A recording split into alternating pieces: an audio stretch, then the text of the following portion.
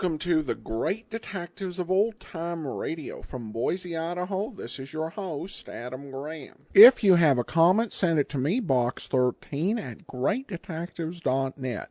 Follow us on Twitter at Radio Detectives and become one of our friends on Facebook, facebook.com/Radio Detectives. Before we do get started, I do want to let you know this program is brought to you by the financial support of our listeners. And I want to thank Haskell so much for becoming our latest Patreon supporter at the Shamus level, which is with a donation of $4 a month or more. You can support the show at patreon.greatdetectives.net or with one-time donations at support.greatdetectives.net. And we also have a mailing address on the site for mailing in donations. Also over at greatdetectives.net this weekend, check out my review of The Empire Strikes Back radio drama. And you can have all of my reviews automatically delivered to your Kindle. And you can try that service out free for 2 weeks through the Kindle store. Well, now it's time for today's episode of Dragnet. The original air date, August the 3rd of 1950, and the title is The Big Dare. The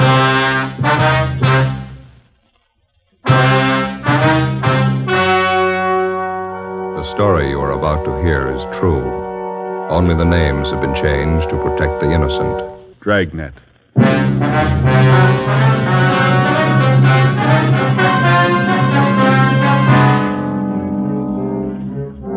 You're a detective sergeant. You're assigned to homicide detail. A woman is knifed to death in her home. The body bears the mark of inhuman attack. The killer escapes. Your job, get him.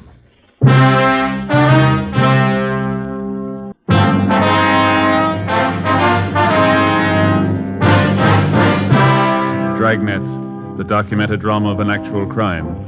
For the next 30 minutes, in cooperation with the Los Angeles Police Department, you will travel step by step on the side of the law through an actual case from official police files.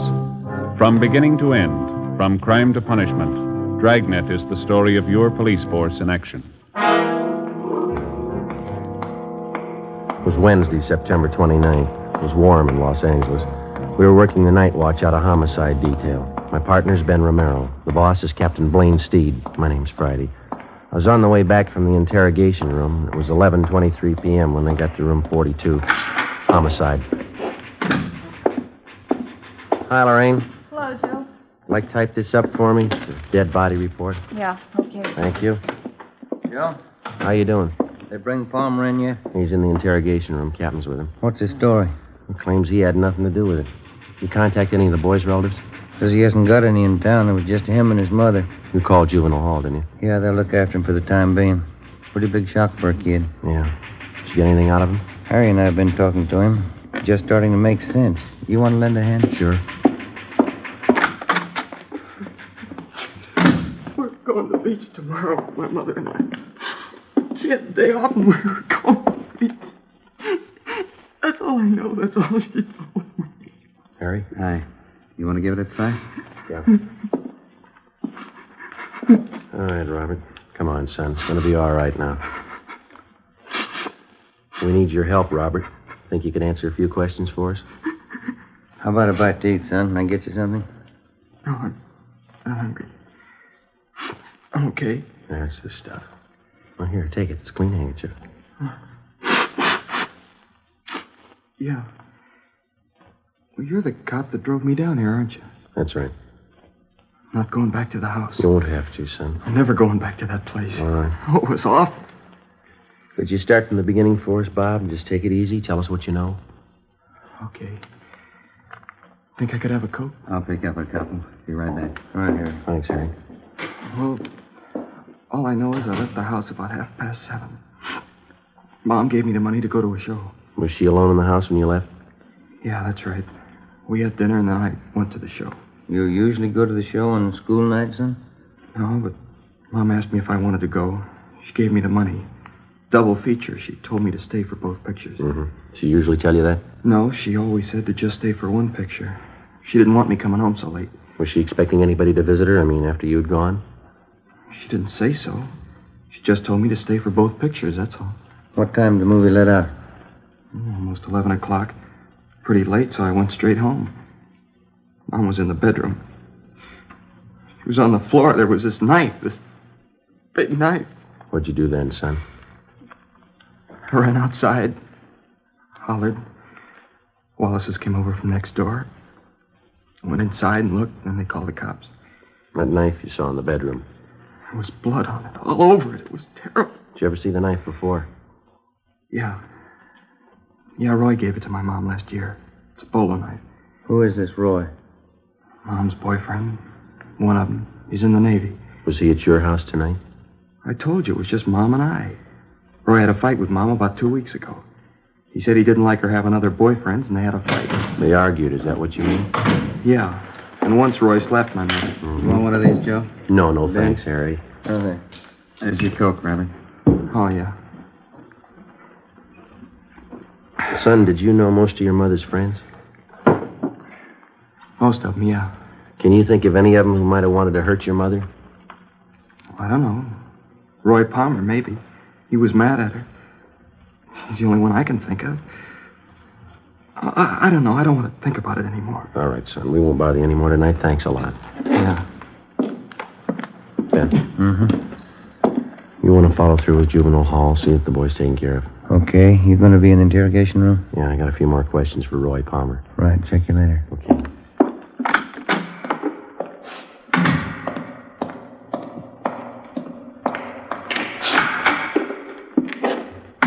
Crime lab back yet, Friday? No, not yet, Captain. Just talked with the Reynolds boy. Yeah? Can't believe anything that kid tells you. He's a liar. He hates me. You give him reason to hate you, Palmer? The kid's a liar, that's all. You were his mother's boyfriend. He says 2 weeks ago you had a fight with her that you slapped her. All right, I slapped her. That don't make it murder. I wasn't near that house last night, and I didn't kill her. We found your knife in her bag. Huh? A bolo knife, bone handle. It's not mine. I gave it to her a year ago for a present. Didn't even know she still had it. Look, why do you have to pick on me? Because you had a motive and you haven't got an alibi. What about all those bums you used to run around with? Why don't you ask them for alibis? When we find them, we'll ask them. Do you know any of them, Palmer? The other men that she went out with? How'd I know? The only time she ran around was when I was on sea duty. And how'd you know she was running around? Friends of mine. You saw her out with these guys. I get it. Interrogation room, Friday. Lee Jones, Joe. Just got back from the Dixon house. Anything? Off to fast start. Leighton Prince checked the murder weapon, that knife. Dusted the handle. Yeah? Fingerprints, perfect set.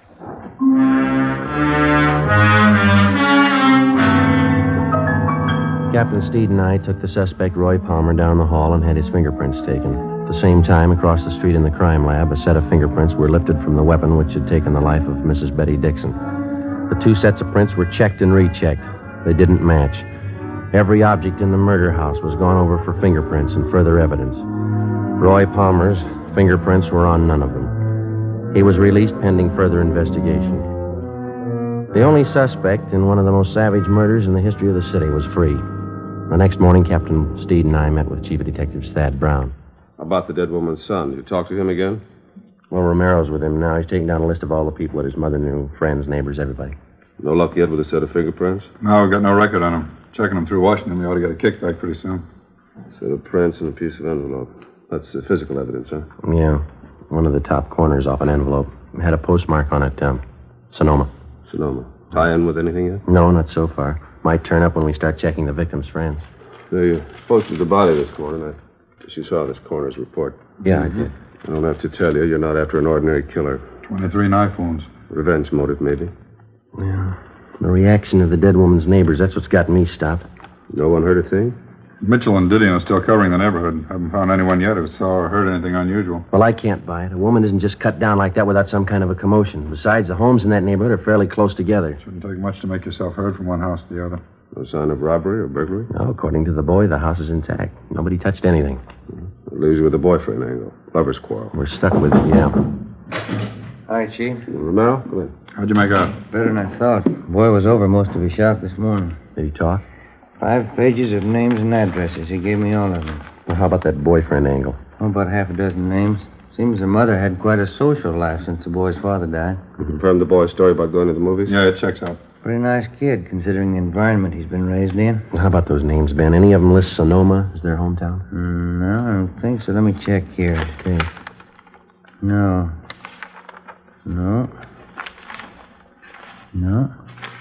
Huh? No, none of them. All right, you better start digging into that list.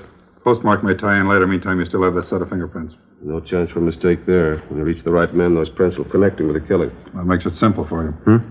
Prints will tell us who he is. You got only one answer to dig for. Yeah. Where he is. Thursday, September 30th, 11 a.m. We started checking the list of the murdered woman's friends through R&I for any possible criminal record. It's usually the case that a major crime rates headline space twice, when the crime is committed, when the criminal is apprehended.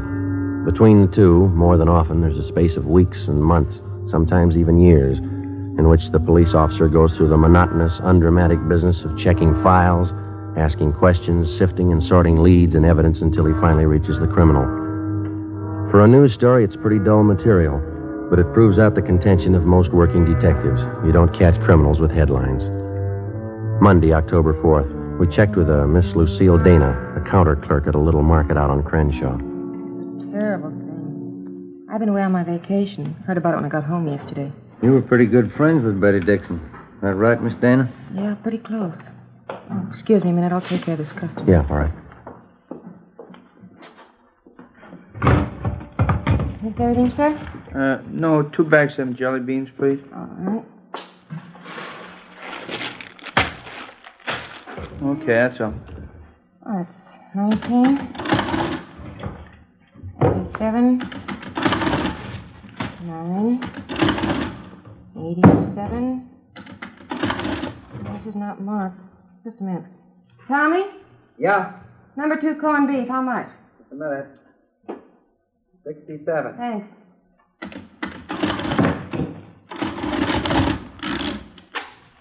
$2.17 out of 5.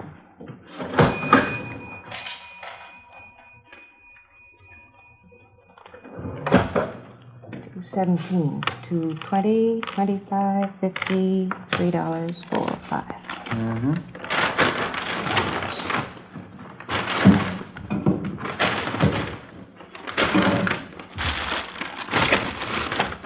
Thank you. Okay. I just can't get over it, Sergeant. Poor Betty. We understand that you used to go out with the Dixon woman, Miss Dana. Do you know most of her close friends? Well, most of her men friends. We used to double date a lot together. I wonder if you'd take a look at this list of names that we have here. All right. Let's see. Now, does that about cover all her boyfriends, all that you knew of anyway? Yeah, I think so. Let's see. Tony Morse, Galbraith, Al O'Neill. You don't have Floyd down here. Who was that? Floyd who? I never did know what his last name was. He used to take both of us out, Betty and I. Seemed to like her quite a bit. When's the last time she was out with him, do you know? Oh, 5 or 6 months ago at least. Kind of strange. How do you mean? Floyd. Jealous, you know. Hot temper. Said he was Spanish, but he had a light complexion. Oh, excuse me, please. Sure. Yes, sir? A pack of that mint gum and some lighter flints, please. Yes, sir. 25. Thank you. All right.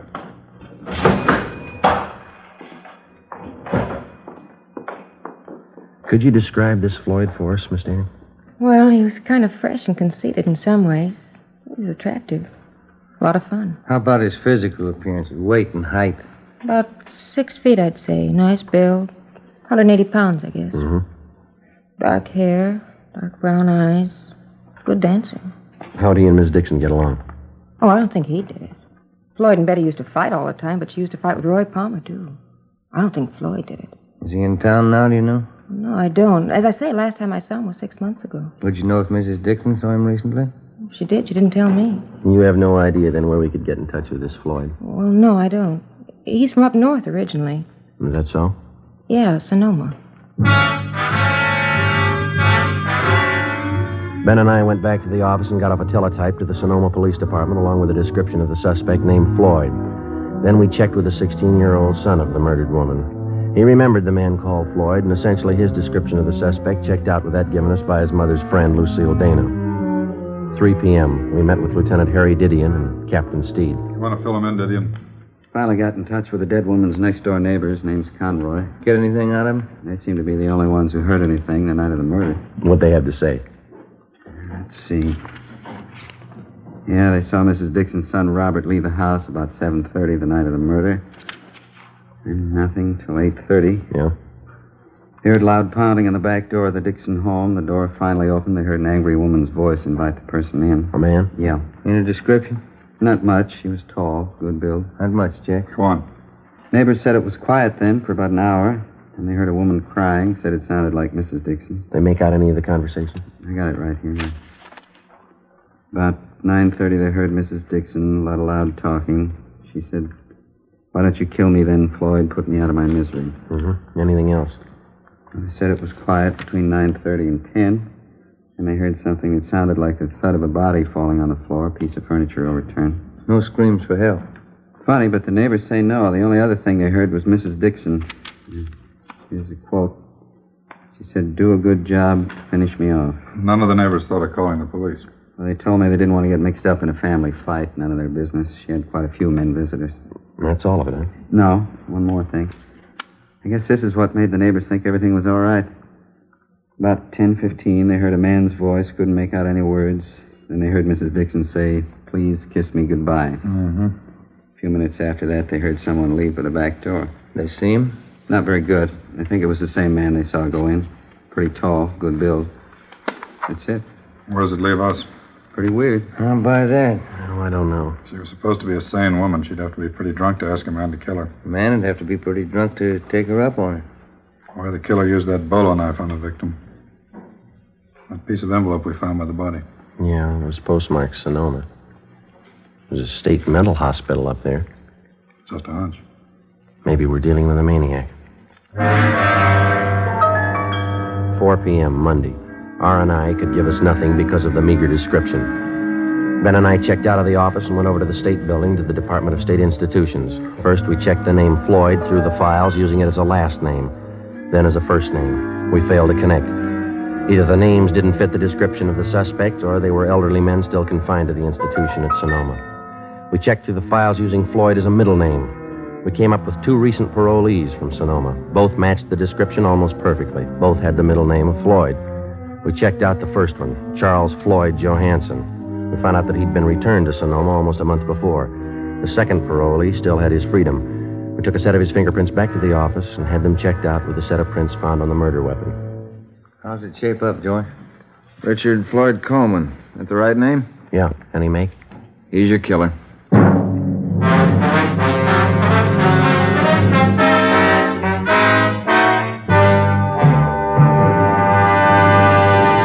You are listening to Dragnet.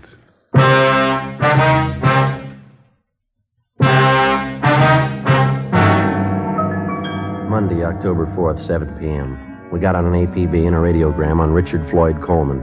We checked DMV for possible auto ownership. From his record, we found that he had been confined twice to the state mental hospital at Sonoma. The first time for a period of 2 years, the second time for 14 months. Hospital files showed us that on both occasions he had been committed by his older sister, Evelyn Coleman, his only living relative. Her address was listed as 5640 Upper Terrace, an apartment court in the East Wilshire district. We drove out to question her. In one of her apartment windows was a hand-lettered sign, Seamstress, dresses made to order, Evelyn Marie Coleman. She turned out to be a tall, quiet girl in her 30s, gray eyes, brown hair. She worked on the sewing machine while we talked with her. I'm sorry to be so rude, Sergeant, but I have to have this blouse ready by 2 this afternoon. Miss Tyler's coming to call for it. That's perfectly all right, Miss Coleman. Exactly. What was it that you wanted to know? It's about your brother, Richard. Oh, anything wrong? No, we're just checking, that's all. We'd like to talk to him. Oh, what about? Routine check. We understand he spent some time up at Sonoma. Yes, he did. Richard's had a hard time of it. Doctors don't seem to know the trouble. Poor Richard, he's so mixed up. You're his only living relative? Yes, I am. Folks died when we were both young. Practically raised Richard myself. Have you seen your brother lately, Miss Coleman? No, not lately. Why? Do you have any idea where we might contact him? Well, no, I don't. You see, he travels around the state a good deal. Oh, is he working? No. Oh, but he writes from time to time. Oh, what was it you wanted to see him about, Sergeant? With just routine questioning. We'd like to talk to him. Oh, Where was he when you last heard from him, Miss Coleman? Well, couldn't you tell me what you want to see him about? We'd just like to question him, that's all. Well, what about? You can tell me. Is your brother in the city now? Oh, I don't know. I just got back. I haven't heard from him in 2 weeks. Almost 3 weeks. Does he usually stay here when he's in town? Well, sometimes, yes. Is Floyd in some kind of trouble? Is that the name he usually goes by, Floyd? Well, most of his friends call him Floyd. Why? You think he might be staying with one of his friends here in the city? He might be. I don't know. Look, Sergeant, if Floyd's in trouble, you can tell me. I've seen him through lots of trouble before. Not this kind, miss. Women? Oh. I wish there was something I could do. Where was he when you last heard from him? He was in Santa Barbara. He wrote me. Please, Sergeant, why do you have to see Floyd? Excuse me. Yeah, sure. Hello? Oh, yes, Miss Tyler. Uh-huh. Well, maybe just a few minutes late. Would 2:30 be all right? Oh, fine, thank you. All right, Miss Tyler, bye. I'll have to hurry. Mrs. Tyler's blouse. Sure, you go right ahead. I really don't make much of a dressmaker, but I'm saving up. I'm going to buy a place in the valley farther out. It'll be fine for Floyd and me. Be awfully good for him. Floyd has to get away from the excitement. He's awfully nervous. Say, Miss Coleman, Sergeant? are those your brother's suitcases in the alcove back there? Yes, they are. They've been there for a month. I keep his odds and ends for him. I'm sure he hasn't been here in the past month. Oh, yes, I'm sure. Please, Sergeant, why don't you tell me the truth? I've been through this before. There's trouble with Floyd. What is it this time? It's pretty bad. Well, what is it? We want to ask him about a murder. Oh, no, he wouldn't do that. You sure it was Floyd? We'd like to talk to him.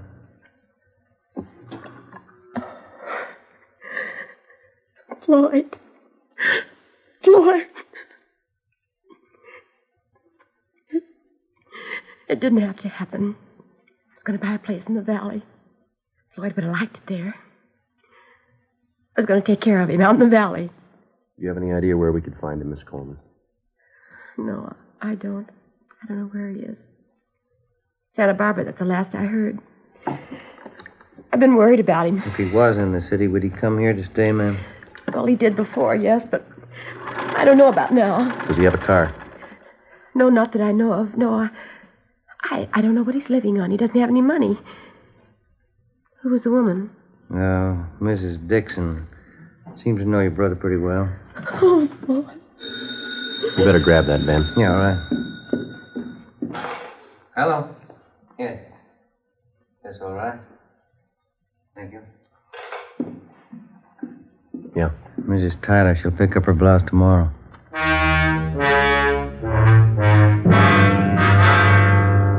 Ben and I left Evelyn Coleman's place and went back to the office. A stakeout was placed on her apartment. 2 days went by. Nothing happened. Despite the fact that the suspect's sister had promised to cooperate fully with us in locating her brother, a team of men was assigned to follow her wherever she went as insurance against any possible slip-up. As far as we were concerned, no precaution was out of reason. A maniac was on the loose in the city, the same maniac who had murdered the Dixon woman. He'd done it once, and if the urge was there, he'd do it again. We sweated out the next 3 days. On the afternoon of the 6th day, we got an urgent call from one of the parole officers in the State Institutions Department, a Miss Gertrude Vaughn. Ben and I went over and checked with her. Call came in about 20 minutes ago, Sergeant. Man's voice. What do you have to say? He wanted to talk to me about the Betty Dixon case. Seemed nervous. You say he knew anything about it? I didn't want to frighten him off asking too many questions. I got the idea he had something he wanted to get off his mind. Well, did he mention anything specific? I mean, names, places, anything like that? No, but I got the impression he knew quite a bit about the case. What else? He promised he'd be here by 4 o'clock. Said he'd be ready to talk. Mm-hmm.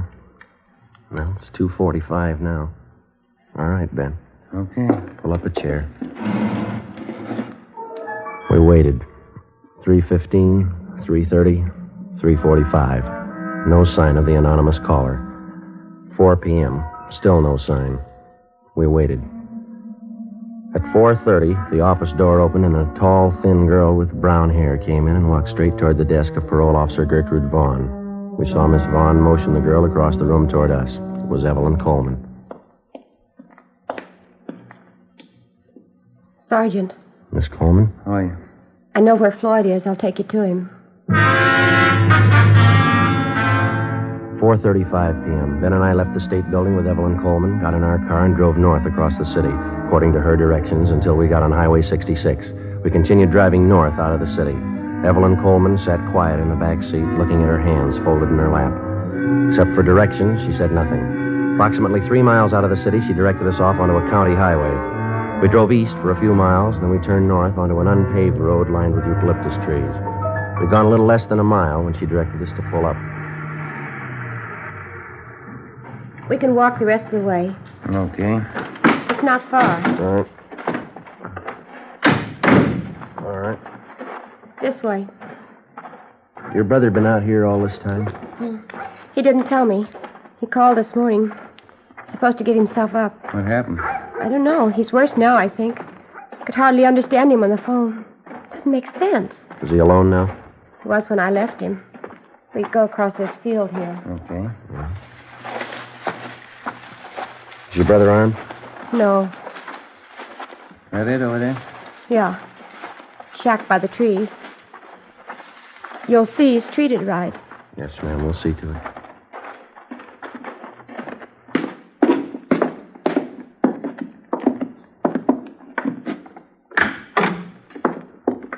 Evelyn? Evie? I brought them in, Floyd. They'll take you back. I'm Richard Floyd Cohen. I want to tell you I killed Betty Dixon. All right, Ben. I wanted to marry her. She didn't want it. She dared me to kill her. I grabbed the knife. We can talk about it later, huh? She was lying on the floor. She said, "Kiss me goodbye." I held on to her. She seemed to go to sleep. We have to go, Floyd. You tell him, Evie, I loved her. You tell him that. Yeah, I will. She dared me to kill her. She said I didn't have the nerve. She asked me to. Yeah, all right. Come on. Try to tell him that at the hospital. Yeah. I'm not crazy.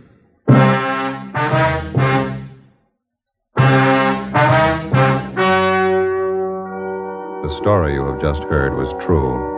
Only the names were changed to protect the innocent. On December 4th, trial was held in Superior Court, Department 86, City and County of Los Angeles, State of California. In a moment, the results of that trial. And now, here is our star, Jack Webb. Thank you. To prove a suspect's guilt or innocence, as in tonight's case, the working detective spends many a long hour with the man in question. In the interrogation room, the crime lab, with his friends, his enemies. Gets to know his man well. Thank you.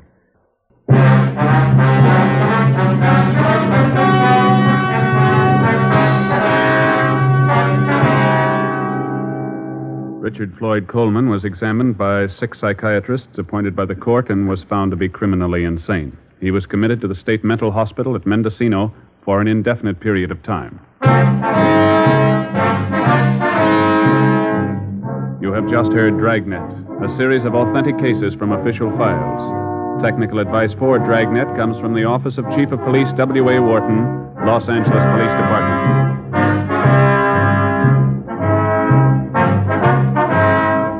Sarah Berner is delightful in Sarah's Private Caper, next on NBC.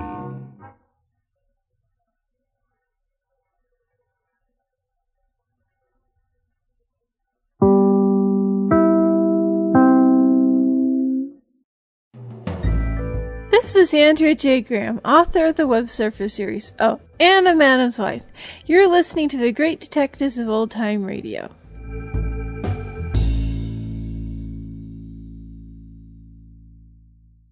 Welcome back. I had to chuckle a bit at that description. Conceited, a good dancer. Yeah, let's put that out on an APB.